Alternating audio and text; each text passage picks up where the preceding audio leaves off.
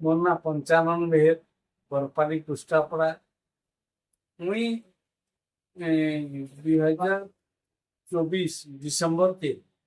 2024 December 23 तारीख रे मते पारालिसिस हो गला।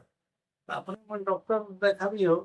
डॉक्टर विकास हॉस्पिटल के बोली विकास हॉस्पिटल डॉक्टर देखाली डॉक्टर भी मते कहले मेडिसिन फेडिसिन देले किंतु गुटे कथा डॉक्टर कहले इटा फिजियोथेरापी रे भल हवा इटा मेडिसिन रे भल ना हुए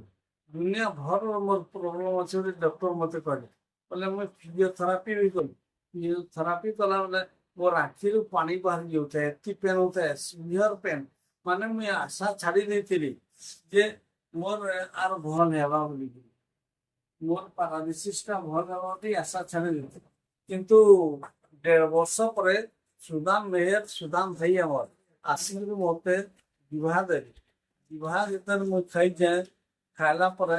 मते यादे टिके भल लागो विभाग धर हां मते मते विवाह मेडिसिन टा भल लागो नुआ जीवन जो मेडिसिन मते भाबु जे आर आके बढ़िया लागबा इटा मु यारे कंटिन्यू करछे मोरे की पेन होतला जिभा मेडिसिन खाबा न सब कथा कहि दउ जे जिभा मेडिसिन खाबानो मोर पेन टा प्राय 70% नै हेवार 30% पेन अछि धीरे धीरे आसवा तापरे मोर गोड़ नै चलु थई गुटे प्रकार चलला चलला बुत्रिया ना थे মানে হাতে গোড়